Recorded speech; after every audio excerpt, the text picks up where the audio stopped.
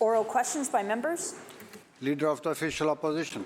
Thank you, Mr. Speaker. Mr. Speaker, British Columbians are already paying the highest gas prices and the highest gas taxes in North America.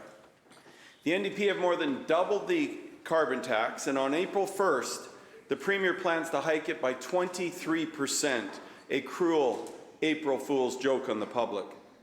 And while the BC United opposition has repeatedly called for slashing the tax, this NDP Premier wants to hike the carbon tax yet again. So my question to the Premier, with British Columbians struggling to eat, heat, and house themselves, will this Premier spike the hike and cancel the planned 23% carbon tax hike on April the 1st? Minister of Environment and Climate Change Strategy. Thank you very much, Mr. Speaker. And we know that British Columbians are struggling with inflation, with the high cost of living, and that's why we're taking many measures across many opportunities to support British Columbia families. British Columbia families are also deeply concerned about the impacts of climate change on their kids, on their grandkids, on the economy, on communities that face wildfires and floods, and they want to be assured that we're taking strong climate action. They want to do their part. And that's why we've structured the carbon tax in a way that returns money to low and middle income British Columbians, which of course would not happen if we ceased the carbon tax. What we do with the increases in the carbon tax is give 100% of it back to British Columbians in the climate action tax credit. Leader of the Official Opposition, supplemental. Thank you, Mr. Speaker. Well, Mr. Speaker, the fact is you can't tax your way to affordability, like this NDP government keeps trying to do. By every measure, life is more expensive under this Premier and the NDP, including grocery costs that are up 30%, visits to the food bank up 60% since they have been in power. Never before in the history of this province have so many people had to resort to using food banks. So again, to the Premier and this government, will they spike the tax hike and cancel the NDP's 23% carbon tax increase on April 1st? Yes or no?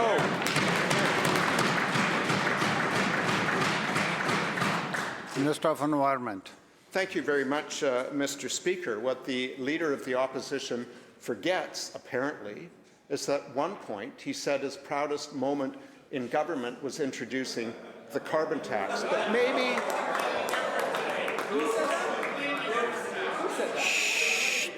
Members. Maybe what he really meant when he said that... Members.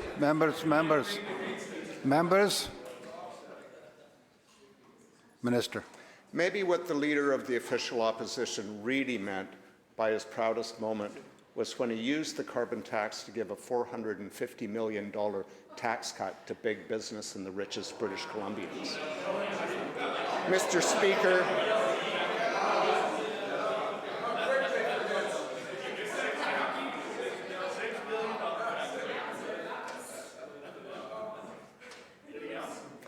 Mr. Speaker, we've doubled the portion of the carbon tax going back to British Columbians in the climate action tax credit for low and middle income British Columbians.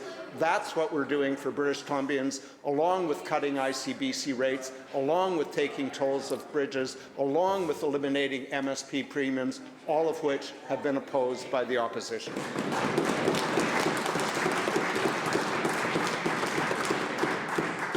Member for Kamloops North Thompson. Thank you, Mr. Speaker. Let's remember that when the government changed, the first thing they did was remove revenue neutrality from the carbon tax and lifted the freeze at $30 a tonne, which will now be $80 a tonne, $50 increase, which is a more than doubling of the carbon tax, actually.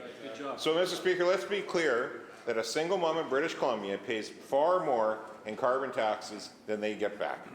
And in fact, an average BC family pays nearly $1,200 more in carbon taxes net than they do next door in Alberta.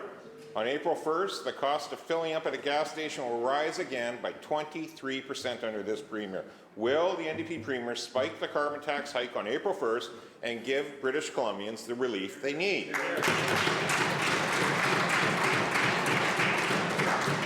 Minister of Environment. Thank you very much, Mr. Speaker. Let me help the member opposite with a quote from his leader on September 23rd, 2023, and it goes like this.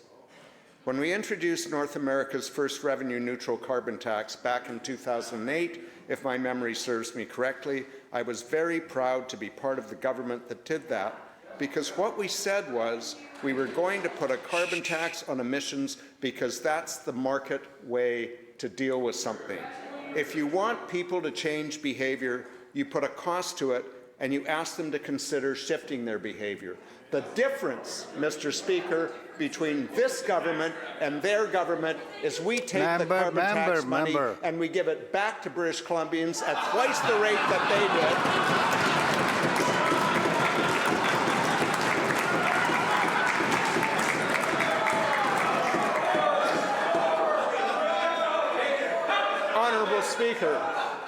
Honourable Speaker, Members. I'm sure British Columbians will notice, Honourable Speaker. Members. I'm sure British Columbians will notice that the members opposite think it's a laughing matter to give money back to British Columbians instead of to corporations.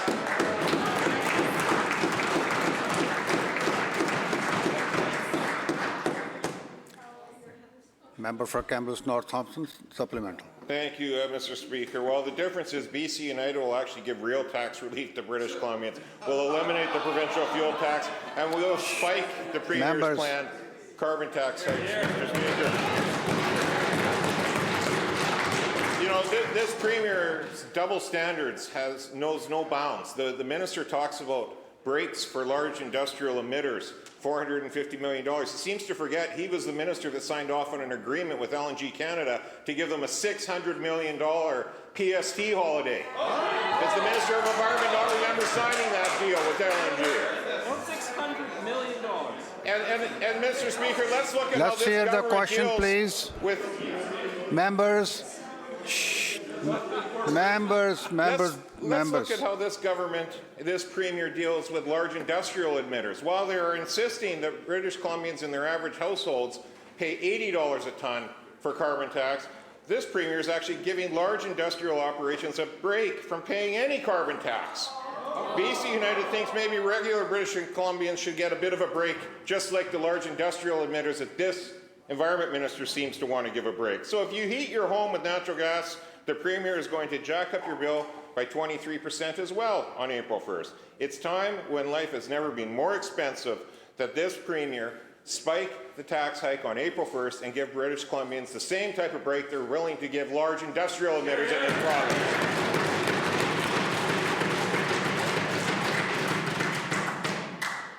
Minister of Environment. Well, thank you very much, Mr. Speaker, and I'm proud, as everyone in our government is proud, that we introduced a new output-based pricing system for large industrial emitters that sends an adequate price signal while maintaining competitiveness, and the result of that is it's been praised by industry and it's been praised by climate activists.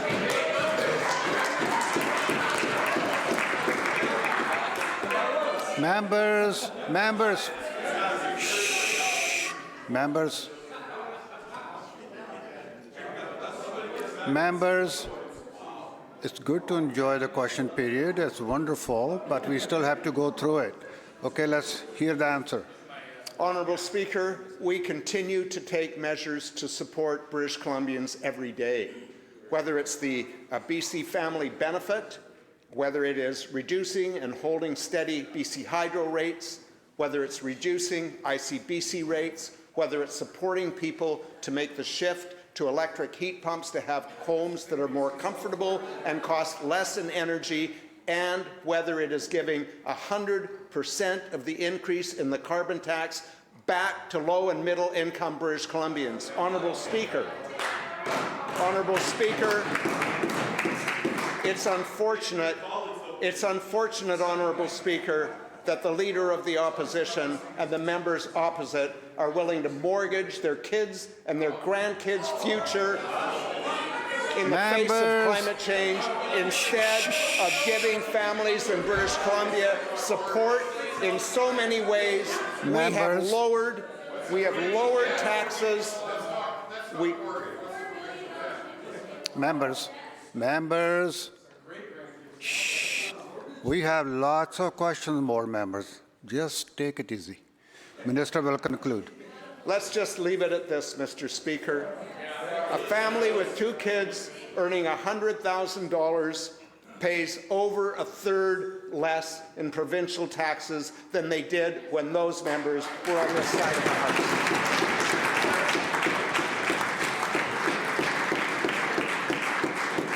House Leader of the third party.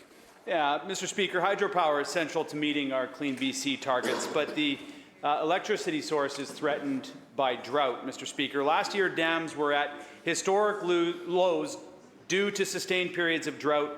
BC was importing 20% of our electricity, Mr. Speaker. From what we've heard, the delay of flooding Site C wasn't because of bear dens, but it was because of drought. There isn't enough water, Mr. Speaker. Relying on hydro to meet our net zero emissions objectives is risky in a fast-changing climate. Conserving energy for British Columbians should be this government's top priority, not powering LNG facilities. To the Minister of Energy, why is she prioritizing limited electricity for nascent fracked gas industry in a climate emergency? Minister of Energy and Mines. Thank you very much, Mr. Speaker. Well, of course, we've just heard a series of questions around the fact that our communities and people are facing climate challenges unlike at any time before. People are concerned, they want to take action, and they want to do the right thing. Drought has impacted BC Hydro's reservoirs, but over the past 15 years, BC Hydro has been a net importer half of the time, a net exporter of energy the other half of the time. It's incredibly important that we build the resilience of this system. We're so fortunate to have a backbone of a resilient hydroelectric system that we will be diversifying by adding in renewables with a call for power this spring to see more energy added to the grid to help people make the switch to electric vehicles, the switch to electric heat pumps, electrifying industry, bringing down our emissions. Mr. Speaker, we're going to stay focused on that work with BC Hydro, seeing the Utilities Commission just approve their 20-year integrated resource plan, and knowing that we're planning for the future, planning for climate change, building up a resilient system to support people. Third party House Leader, supplemental. Drought also impacts fracking in the Northeast, Mr. Speaker. The BC Energy Regulator has warned that the Premier's fracking buddies that there's going to be a limited water supply this summer. Frackers use billions of liters of water each year, 5.2 billion in 2021 to be exact. If they're not hijacking it from creeks and streams, Mr. Speaker, they're paying pennies for it. And while the Premier publicly hallucinates about a net zero LNG industry, that's just the greenhouse gas emissions and not the only environmental issue, Mr. Speaker. More LNG means more fracking and tens of billions of more liters of fresh water. We are truly a company town, Mr. Speaker, diverting limited water to increase corporate profits while the Climate Readiness Minister pleads with British Columbians to take shorter showers, and the Parliamentary Secretary on Watersheds desperately trying to save dying salmon. Friends, we have a water crisis in this government's grip with phantasmagoria. My question is to the Energy Minister. When is she and her colleagues concerned about a livable planet going to stand up to this madness? Minister of Energy and Mines. Thank you very much, Mr. Speaker. Well, once again, the member raises some very serious issues around drought and the steps that our government is taking to help prepare for what could be a very difficult summer.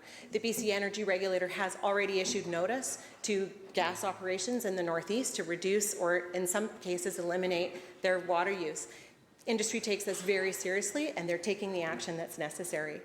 Mr. Speaker, my colleague, the Minister of Water, Lands and Resource Stewardship, of course, is leading the work too on planning for the future, undertaking water licensing decisions, and making decisions together with First Nations, communities, and industry so that we can accommodate the changes that we're seeing.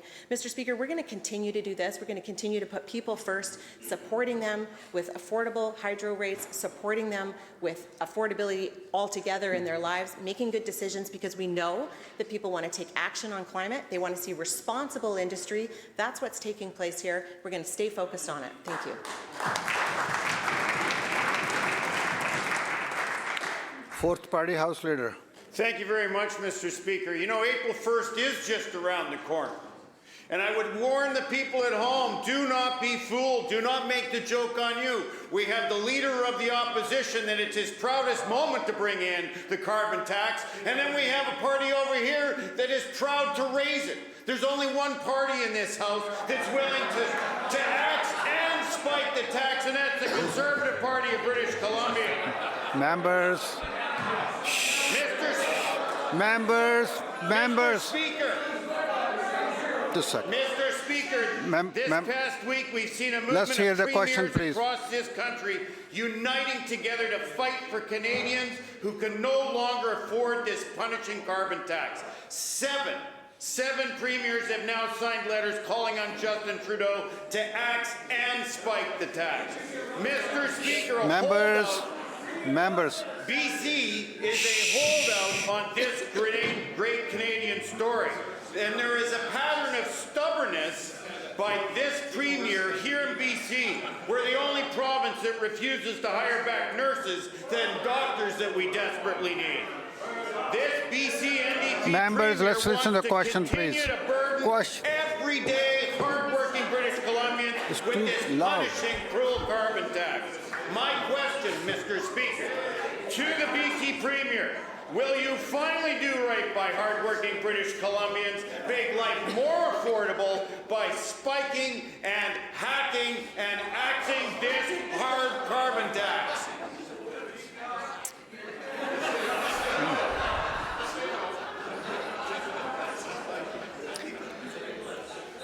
Minister of Environment. Well, thank you very much, Mr. Speaker. And at least the fourth party is consistent. Their leader doesn't believe that climate change is a crisis, or perhaps that it may not be caused by human and industrial activity. We believe differently, and we're backed up by virtually 98% of scientists around the world. Unfortunately, the official opposition, in the race to win back votes from the Conservatives, is abandoning any pretense of taking action on climate change. Honourable Speaker, our Premier has been absolutely clear. British Columbia is going to stay on track with our Clean BC plan, which includes the carbon tax and which includes substantial rebates to British Columbians, including 100% of the increase going back as part of the Climate Action Tax Credit, along with a host of other supports that we have offered British Columbians for the last 7 years.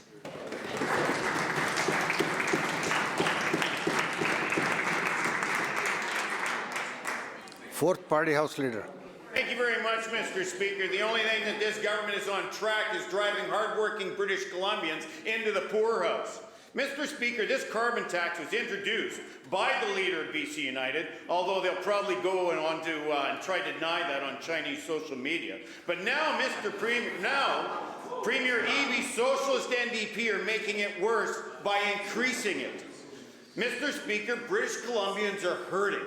They're having a tough time putting food on the table. This NDP Liberal carbon tax doesn't make just fuel more expensive. It makes everything more expensive. It adds to the cost of gas, groceries, heating, food, rent, and even furniture more expensive. That's why the Conservative Party of BC is calling on this NDP Premier to read the room and do right by hard-working British Columbians by axing the tax and spiking the hike. Mr. Speaker, Question. to the Minister of Poverty Reduction, how many British Columbians have to be taxed into abject poverty before this government ends the BC carbon tax once and for all? Minister of Environment. Honourable Speaker, we understand that British Columbians are hurting, and we understand that British Columbians needed support from day one in 2017. That's why we took tolls off the bridges. That's why we cut ICBC rates. That's why we eliminated the Medical Services Plan premium, the largest middle-class tax cut in British Columbia history.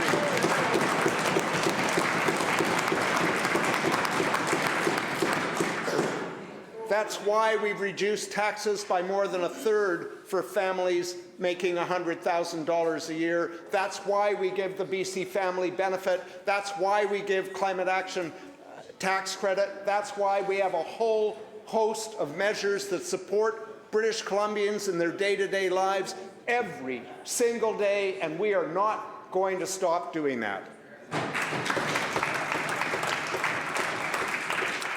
Member for Abbotsford West.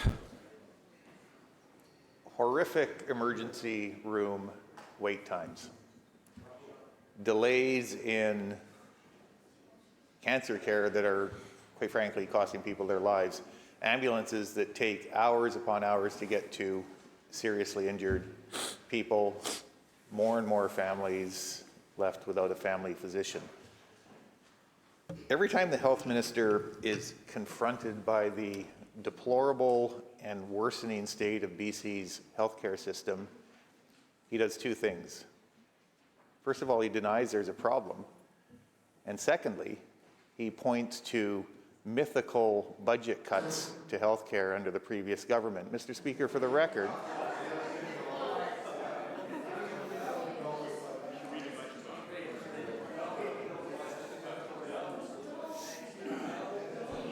Let's hear the question, members. between Ma'am. Thank you, members. Members? Between 2001 and 2017, the healthcare budget doubled from $10 billion to $20 billion, Mr. Speaker. It went up every single year.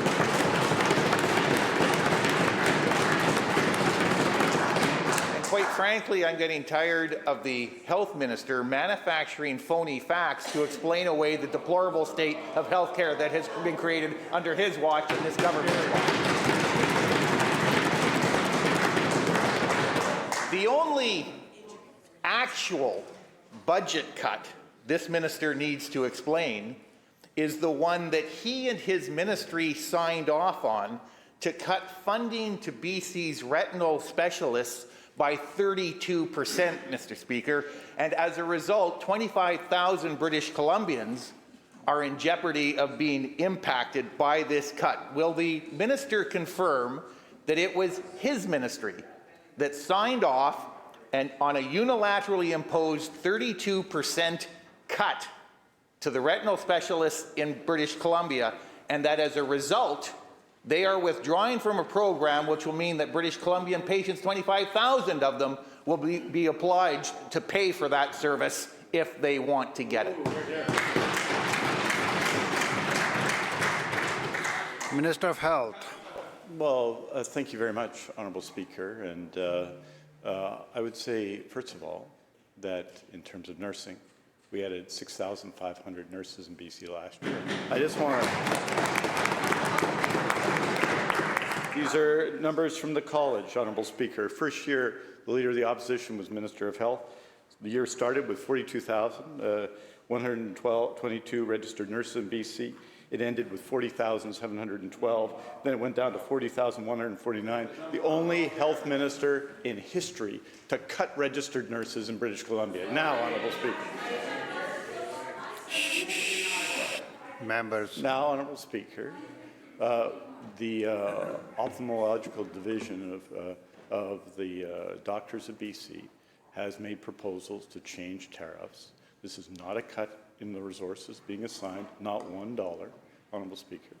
The member will know that retinal surgeons, and this is the issue that the doctors of BC have been raising for some time, on average, billed to MSP $2.8 million a year per, right?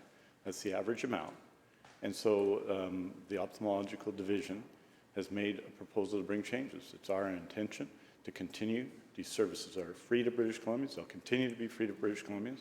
And of course, we're working with specialists and with ophthalmologists in BC to ensure that BC continues to have these services provided for people. That's not going to change. It's not going to change before April 1st. It's not going to change after April 1st.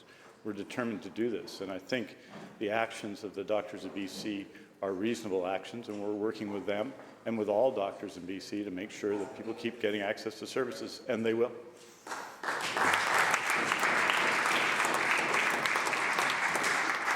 Abbotsford West supplemental. Mr. Speaker, the minister wants to avoid one inconvenient fact and is wrong on a second fact. He wants to ignore the fact that the 32% cut to the retinal specialists could not and would not have been made.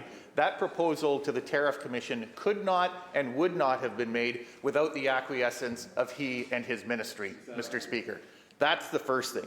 The second thing he wants to try and pretend in the House today is that it'll be business as usual after March the 31st. His ministry sent a letter, Mr. Speaker, to those retinal specialists asking how many of them would continue in the program to allow for business to continue as usual. Not one of them has agreed, Mr. Speaker, to do that in the face of that 32% cut. As a result, there is nothing this minister can do to control the behavior of those doctors once they have withdrawn from the program, and that is scheduled to happen in 2 weeks. When that happens, Mr. Speaker, patients will be obliged to write checks, which is not something they've had to do for many, many years in order to receive treatment that will prevent them from going blind. The minister has it within his control to address this issue, to reverse a 32% cut that was instituted under his watch. Will he do that?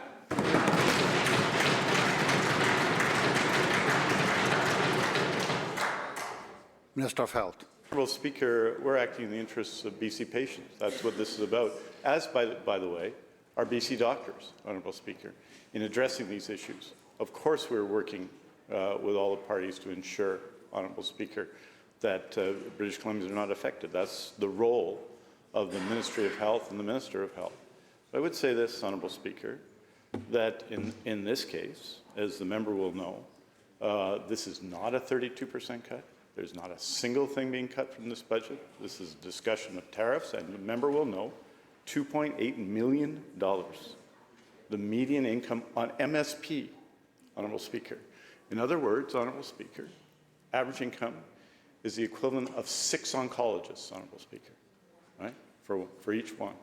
And so there is a discussion, a legitimate discussion around payment, which is going on in BC. And we're taking action, working with the whole community of people who are ophthalmologists in BC to ensure that British Columbians continue to get the free service they deserve, and they will. Member for Prince George Valemount. Thank you very much. For over a week, this Premier has been missing in action when it comes to investigating anti-Semitism in his own government, caucus, and party. Even his own head of anti-racism has a history of anti-Semitism. And now there are painful stories of anti-Semitism in the healthcare system. And I quote, "A faculty member at my hospital asked me to prove that October 7th massacre actually happened. They harassed and intimidated me. They made me feel fearful and anxious to come to work at the hospital."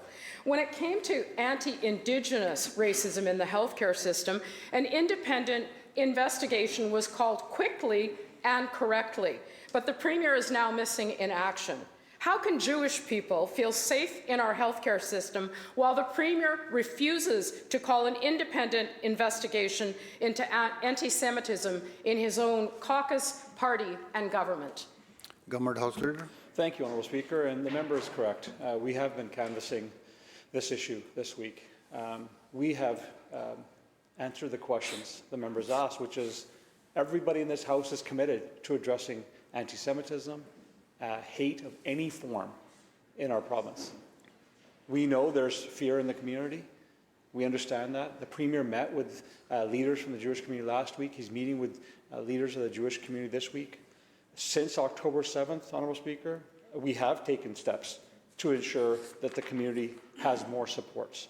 But we know there's more work to do. That's why the Premier is going to continue to meet with leaders in the coming days. Honourable Speaker, I think it's upon all of us to ensure that everyone, no matter who they love, no matter where they come from, no matter what their religion, feels safe and welcome to British Columbia. That's something we've been committed to since we formed government. It's something we're committed to do every single day going forward. Prince George Valemount, supplemental. Well, in fact, what the minister said is incorrect. The Premier has not agreed to do everything he needs to do to deal with anti-Semitism because he isn't even willing to deal with it in his own caucus. The Premier's unwilling to fight anti-Semitism in the public service, apparently, whose stories we have heard. He's apparently unwilling to fight anti-Semitism in our K-12 and post-secondary education system. And now we have horrible stories of what's happening in healthcare, and the Premier's unwilling to fight anti-Semitism in the healthcare system. And the most shocking thing of all is that the Premier is unwilling to fight anti-Semitism with his own hand-picked Assistant Deputy Minister for Anti-Racism. It is unbelievable that someone who blamed Jews for losing her dream job, that is unbelievable that she should be in the public service, much less having an anti-racism role and providing advice to this government and this Premier. British Columbians want this Premier to do the right thing. That starts with looking in the mirror, dealing with the issues that we have heard about in this House day after day after day. Perhaps the minister can tell us this. Why is the Premier stubbornly refusing to call an independent investigation into something as horrifying as the stories we hear day after day after day? So will he do the right thing and call an independent investigation today?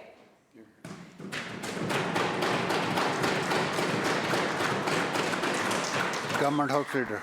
Honourable Speaker, since October 7th, we have been taking considerable steps to ensure people can feel safe in communities.